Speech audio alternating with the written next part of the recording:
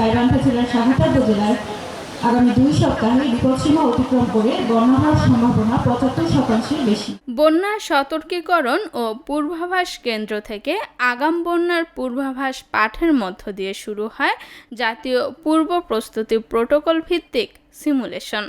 এরপর বন্যাপ্রবণ এলাকায় সতর্কতামূলক মাইকিং করতে দেখা যায় ইউনিয়ন পরিষদ, সরকারি দপ্তর সহ বেসরকারি এনজিওর স্বেচ্ছাসেবকদের।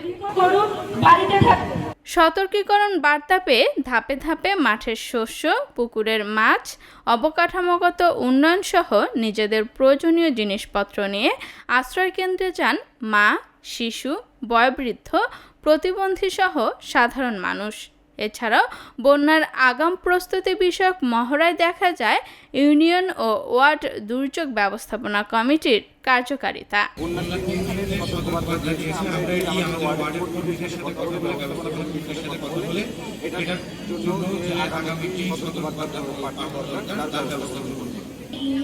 দুর্যোগ ব্যবস্থাপনা কমিটি আমাদের আগাম বন্যার পূর্বাভাস সম্পর্কে জানিয়েছে এবং এ ব্যাপারে আমরা সমস্ত ভলান্টিয়াররা মিলে এলাকাবাসীকে সতর্ক করব এবং জানাবো।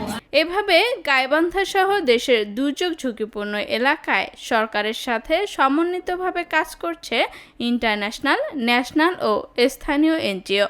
মহড়ার মাধ্যমে সময় উপযোগী বাস্তবিক চিত্র ও পূর্ব প্রস্তুতি নিলে যে জানমালের ক্ষতি কম হয় তা দেখিয়ে জনসচেতনতা সৃষ্টিতে এই অনুষ্ঠানের আয়োজন করেছে দুর্যোগ ব্যবস্থাপনা ও ত্রাণ মন্ত্রণালয়, দুর্যোগ ব্যবস্থাপনা অধিদপ্তর এবং anticipatory action technical working group.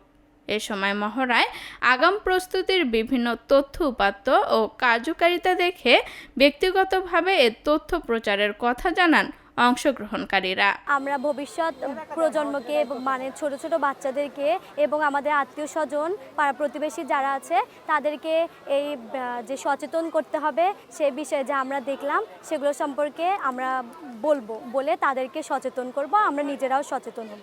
আমরা যদি বন্যার আগে এই পূর্ববর্তী পদক্ষেপগুলো গ্রহণ করি তাহলে আমাদের জানমালের ক্ষয়ক্ষতি সহ আমাদের বসতবাড়ি ক্ষয়ক্ষতি খুব কম হবে এবং আমরা বন্যার খুব সুন্দরভাবে আমরা বন্যাকে মোকাবেলা করতে পারবো। আমরা আসলে এসকেএস এবং বিভিন্ন এনজিওর সঙ্গে সম্মিলিতভাবে যখন আসলে এসকেএস থেকে আমাদেরকে ওই পূর্বাভাসটা দেওয়া হয় যে আগামী 10 দিনে গাইবান্ধা সদর, ফুলঝড়ি কিংবা সাঘাটা অঞ্চলে এতটুকু পানি আসতে পারে। ইউনিয়ন পরিষদ থেকেও কিন্তু পাই এই মেসেজটা, বা আমাদের এনজিও এনজিওর সাথে কাজ করার পরও আমরা এনজিওরাও এই ভয়েস মেসেজটা দেওয়ার পর আমরা যে কাজটা যে করি, এখানে আসি দেখলাম যে কতগুলো যে মহড়া আছে।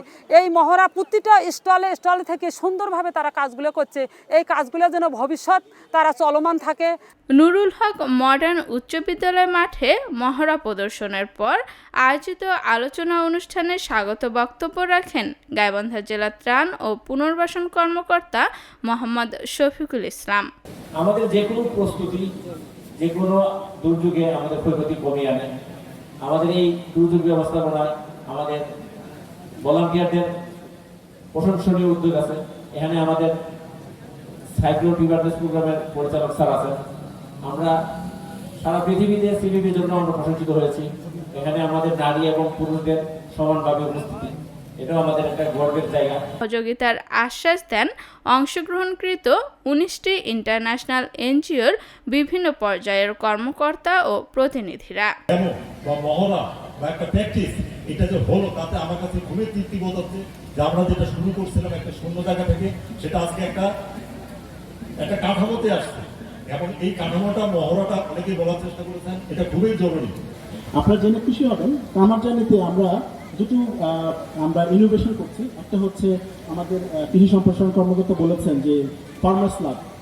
তো যখন আমরা ফার্মারদের সাথে কথা বললাম এবং ফার্মাররা তখন তাদের রিফ্লেকশন যখন বললো সে কীভাবে ধান প্রোডাক্ট করেছে, সে কীভাবে আলুকে প্রোডাক্ট করেছে, সে কীভাবে অন্যান্য বিষয়গুলোকে প্রোডাক্ট করেছে, যেটি বাস্তবায়ন করছে হচ্ছে আমাদের স্কেস। আপনারা জানেন যে আমরা স্থানীয় সংস্থার মাধ্যমে কাজ করি। It's really a greater step to see that this action and the NEEP action has been already developed and also going to be really utilized and also this workshop especially পূর্ব প্রস্তুতি নিয়ে বন্যাসহ বিভিন্ন দুর্যোগে গাইবান্ধার মানুষ ক্ষয়ক্ষতির পরিমাণ কমিয়ে আনতে সক্ষম হবে বলে প্রত্যাশা করেছেন দুর্যোগ ব্যবস্থাপনা অধিদপ্তরের মহাপরিচালক রেজানুর রহমান।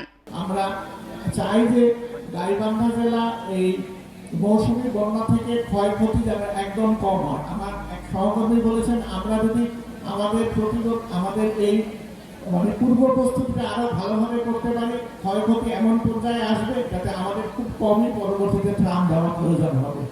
দুর্যোগ ব্যবস্থাপনা ও ত্রাণ মন্ত্রণালয়ের অতিরিক্ত সচিব KM আব্দুল ওয়াদুদ বলেন, সকলের সমন্বিত প্রচেষ্টায় দুর্যোগ কার্যকরভাবে মোকাবেলা সম্ভব। আমাদের সরকারের যে 122-23টা সামাজিক নিরাপত্তা কর্মসূচি আছে, সেটার মাধ্যমে আমরা বিপদাপন্ন জনগোষ্ঠীর কাছে বিভিন্ন সময় সাহায্য দিই। আমরা সরকারকে বলবো ওই সাহায্যগুলো যেন দুর্যোগের এই ঝুঁকির সাথে রিলেট করে আগাম সারাদান কার্যক্রমের সাথে মিলিয়ে দিলে তাহলে তার সঞ্চয়, সরকারের এই সাহায্য এবং আমাদের সরকারি বেসরকারি অন্যান্য সংস্থার সাহায্য সবগুলো একসাথ হলে আমার দুর্যোগ মোকাবেলার শক্তিটা বেড়ে যাবে এবং আমরা কার্যকরভাবে দুর্যোগকে মোকাবেলা করে রেজিলিয়েন্ট জাতি হিসেবে আমরা আমাদের অগ্রযাত্রাকে উন্নয়নের পথে নিয়ে যেতে পারবো আমি বিশ্বাস করি। এই মহড়া প্রদর্শনে সহায়তা করেছে European civil protection and humanitarian aid operations, German federal foreign office এবং স্টার্ট নেটওয়ার্ক। আফসানা মিমি, রেডিও সারাবেলা, গাইবান্ধা। জানিয়ে দিন বন্যার খবর।